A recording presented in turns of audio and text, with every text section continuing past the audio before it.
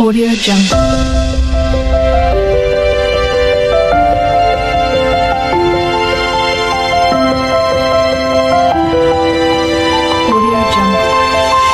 সুপ্রিয় শিক্ষার্থীরা, তোমাদের সকলকে আজকের এই ভিডিওতে সুস্বাগতম জানাচ্ছি। আজকের এই ভিডিওতে তোমাদের বিজ্ঞান অনুশীলনী বইয়ের 48 পৃষ্ঠা থেকে আলোচনা করব।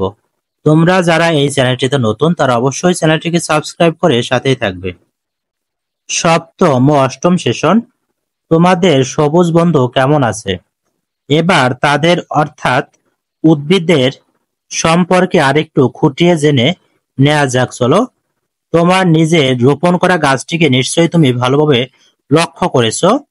ওর দেহে কি কি অঙ্গ রয়েছে সেগুলো কি বলতে পারো? পরের পৃষ্ঠার ছকে লিখে রাখো। এবার আমরা এই ছকটি পূরণ করব। নমুনা উত্তর: আমার উদ্ভিদের নাম গোলাপ। উদ্ভিদটির বিভিন্ন অঙ্গ: মূল, কাণ্ড, পাতা, ফুল।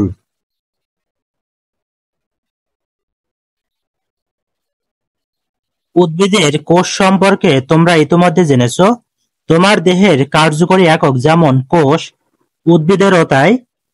এর আগে তোমরা জেনেছো যে মানবদেহের গঠন ও কাজ বুঝতে বিজ্ঞানীরা কোন ধাপগুলো অনুসরণ করেন। সেগুলো হলো কোষ, কোষ থেকে টিস্যু বা কলা, টিস্যু বা কলা থেকে অঙ্গ, অঙ্গ থেকে তন্ত্র।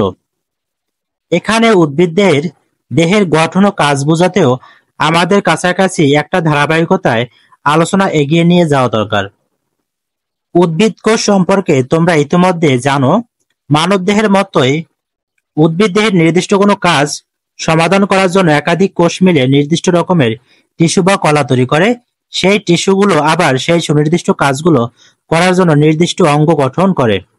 এখন টিস্যু কত রকম হয়, সেগুলো কিভাবে কাজ করে তা বোঝার জন্য অনুসন্ধানী পাঠ বই থেকে উদ্ভিদের বিভিন্ন প্রকার টিস্যুর ধরন সম্পর্কে জেনে নাও। এর আগে তোমার উদ্ভিদের বিভিন্ন অঙ্গ তো শনাক্ত করেছো। এবার তোমাদের অনুসন্ধানী পাঠ বইয়ে দেওয়া উদ্ভিদের অঙ্গগুলোর সঙ্গে তোমার তালিকাটি মিলিয়ে নাও। এমন কোনো অঙ্গের কথা কি আছে যেটি তোমার উদ্ভিদের দেহে দেখা যায় না? থাকলে সেটি নিচে টুকে রাখো। নমুনা উত্তর: আমার উদ্ভিদে দেখা যায়নি এমন অঙ্গ ফল। এবার ভেবে দেখো তোমার শনাক্ত করা অঙ্গসমূহের কথা।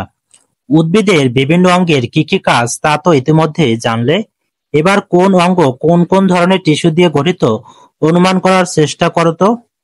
নমুনা উত্তর: আমার উদ্ভিদের নাম গোলাপ। উদ্ভিদটির বিভিন্ন অঙ্গ মূল, কাণ্ড, পাতা, ফুল কোন কোন ধরনের টিস্যু দিয়ে গঠিত? যেমন মূল প্যারেনকাইমা, জাইলেম ও ফ্লোয়েম টিস্যু দ্বারা গঠিত। কাণ্ড প্যারেনকাইমা, কোলেনকাইমা, জাইলেম ও ফ্লোয়েম টিস্যু দ্বারা গঠিত। পাতা প্যারেনকাইমা, জাইলেম ও ফ্লোয়েম টিস্যু দ্বারা গঠিত। ফুল প্যারেনকাইমা ও ফ্লোয়েম টিস্যু দ্বারা গঠিত। নবম ও দশম সেশন, তোমাদের গাছগুলো বাড়িতে কেমন বেড়ে উঠছে আর শ্রেণীকক্ষে রাখা তোমাদের শিক্ষকদের গাছটি। এই যে বেশ তরতাজা গাছটি দেখছো, এই গাছটিকে ভালো রাখতে সর্বক্ষণ তার শরীরে বেশ কিছু প্রক্রিয়া চলমান। সুস্থ ভালো থাকতে তোমার শরীরে যেমন শ্বাস প্রশ্বাস, খাওয়া দাওয়া, রেচন ও বর্জ্য নিষ্কাশন সহ নানা শারীরবৃত্তীয় কর্মকাণ্ড চালু রাখতে হয়, গাছেরও তো তাই। গাছের এই প্রক্রিয়াগুলো কেমন? শ্বাস প্রশ্বাস বা সালোক সংশ্লেষণের মাধ্যমে খাদ্য তৈরির কথা তোমরা ইতোমধ্যেই জানো। কিন্তু উদ্ভিদের কোষ এবং টিস্যু সমূহ কিভাবে এদের বিভিন্ন শারীরবৃত্তীয় প্রক্রিয়ায় চলে জেনে নেওয়া যাক। অনুসন্ধানী পাঠ বই থেকে উদ্ভিদের শারীরবৃত্তীয় প্রক্রিয়া যেমন ব্যাপন ও প্রচ্ছেদন সম্পর্কে জেনে নাও। উদ্ভিদের পরিবহন ব্যবস্থা সম্পর্কে পরে নিয়ে দলে আলোচনা করো। এই পুরো আলোচনায় কয়েকটি নতুন প্রক্রিয়ার সঙ্গে তোমরা পরিচিত হলে।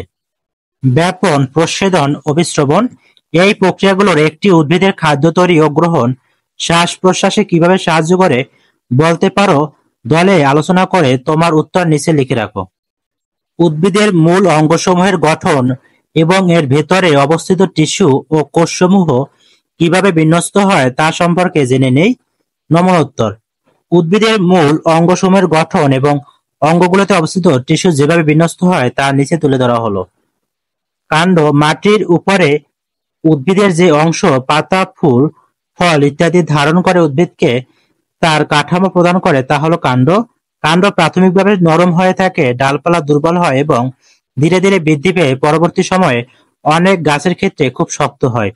এতে অবস্থিত ভাজক টিস্যুর কোষগুলো অবিরাম বিভাজনের মাধ্যমে এর বৃদ্ধি ঘটায়। জাইলেম ও ফ্লোয়েম টিস্যু কাণ্ডের মধ্য দিয়ে মূল দ্বারা শোষিত পানি, খনিজ লবণ ইত্যাদি শাখা প্রশাখা পাতায়, ফুলে এবং ফলে প্রবাহিত করে। কাণ্ডে জাইলেম ও ফ্লোয়েম ক্যাম্বিয়াম টিস্যু দ্বারা যুক্ত থাকে।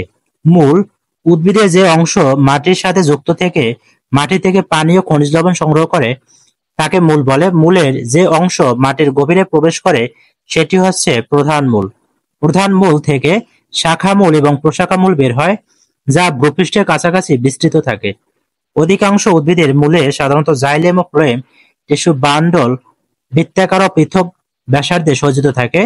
পাতা উদ্ভিদের কাণ্ডের পর্ব হতে যে পাতলা, চ্যাপ্টা ও চওড়া পার্শ্বীয় অঙ্গের সৃষ্টি হয় তাকে পাতা বলে। পাতায় সাধারণত তিনটি অংশ থাকে, যথা পত্রমূল, পত্রবৃন্ত ও পত্রফলক। অনেক সময় পত্রমূলের পাশে সবুজ সরু উপবৃত্তি দেখা যায়, যা উপপত্র নামে পরিচিত। পাতার ভাস্কুলার বান্ডলে এক পাশে জাইলেম এবং এক পাশে ফ্লোয়েম অবস্থিত। আবার প্রতিটি ভাস্কুলার বান্ডলে প্যারেনকাইমা কোষের একটি বেষ্টনী থাকে। ফুল উদ্ভিদের সবচেয়ে আকর্ষণীয় সুগন্ধযুক্ত রঙিন অঙ্গ হচ্ছে ফুল। একটি আদর্শ ফুলে মূলত পুষ্পাক্ষ, বৃতি, দলমণ্ডল, পুংস্তবক ও স্ত্রীস্তবক এই পাঁচটি অংশ বিদ্যমান। ফুলের বিভিন্ন অংশের উপস্থিতি ও অনুপস্থিতির ভিত্তিতে কয়েক ধরনের হয়। এগুলো হলো সম্পূর্ণ, অসম্পূর্ণ, একলিঙ্গ, উভয়লিঙ্গ, ক্লিপ ইত্যাদি। ফুলে প্যারেনকাইমা টিস্যু ও ফ্লোয়েম টিস্যু অবস্থান করে। ফল সপুষ্পক উদ্ভিদের অন্যতম বৈশিষ্ট্য হলো ফল। ফলের নিষিক্তকরণ শেষ হলেই ফল গঠন প্রক্রিয়া শুরু হয়।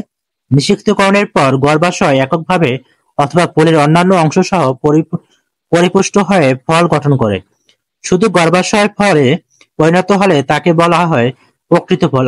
আবার গর্ভাশয় সহ ফুলের অন্যান্য অংশ পুষ্ট হয়ে ফলে পরিণত হলে তাকে বলে অপ্রকৃত ফল। ফলে সরল টিস্যুর স্ক্লেরাই থাকে।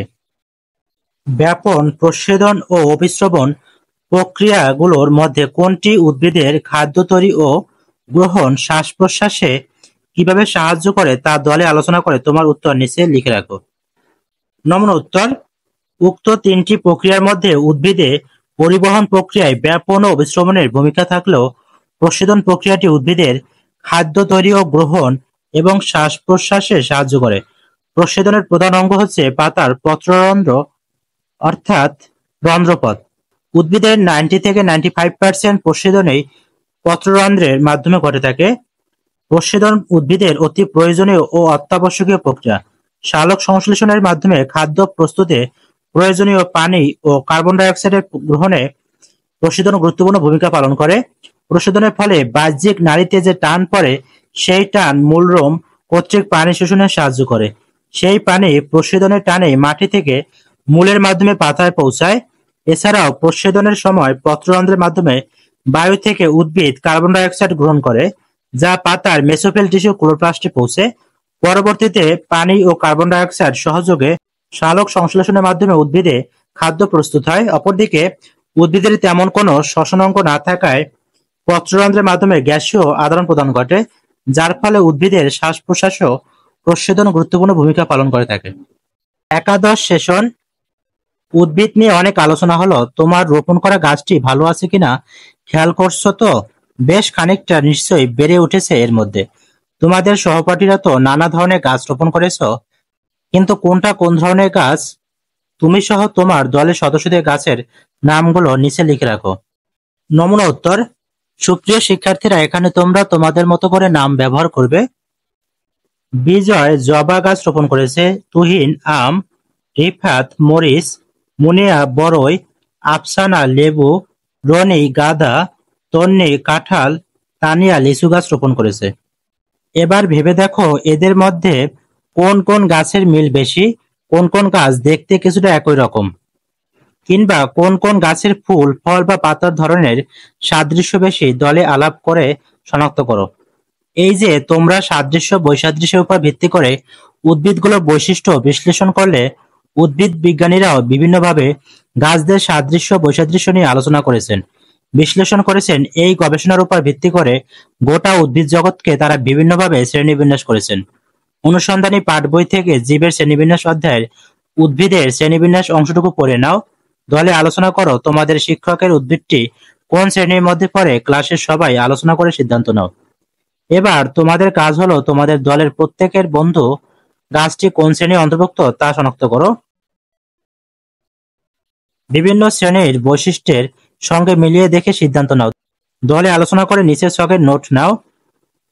উদাহরণ হিসেবে একটি উদ্ভিদের নাম ও তার শ্রেণীবিন্যাস নিচে দেওয়া হলো। বিজয় জবা গাছ রোপণ করেছে। জবা গাছ সপুষ্পক উদ্ভিদ, আবৃতবীজী উদ্ভিদ, দ্বিবীজপত্রী উদ্ভিদ। তুহিন আম গাছ রোপণ করেছে। আম গাছ সপুষ্পক উদ্ভিদ, আবৃতবীজী উদ্ভিদ, দ্বিবীজপত্রী উদ্ভিদ। রিফাত মরিচ গাছ রোপণ করেছেন। এটি সপুষ্পক উদ্ভিদ, আবৃতবীজী উদ্ভিদ, একবীজপত্রী উদ্ভিদ। মুনিয়া বড়ই গাছ রোপণ করেছেন। এটি সপুষ্পক উদ্ভিদ, আবৃতবীজী উদ্ভিদ, দ্বিবীজপত্রী উদ্ভিদ। আফসানা লেবু গাছ রোপণ করেছে। এটি সপুষ্পক উদ্ভিদ, আবৃতবীজী উদ্ভিদ, দ্বিবীজপত্রী উদ্ভিদ।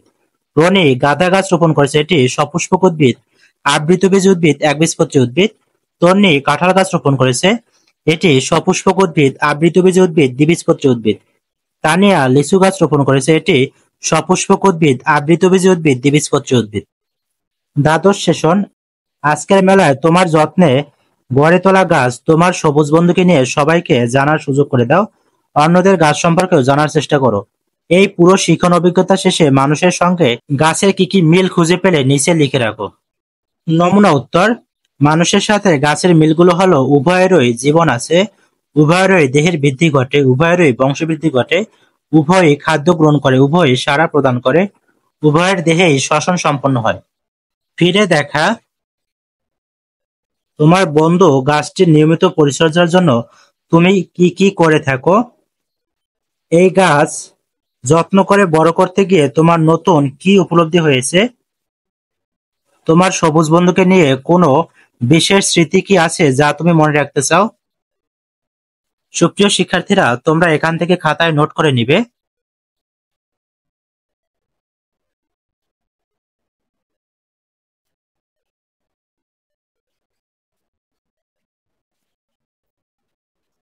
সুপ্রিয় শিক্ষার্থীরা, আজকের ভিডিওটি এ পর্যন্তই।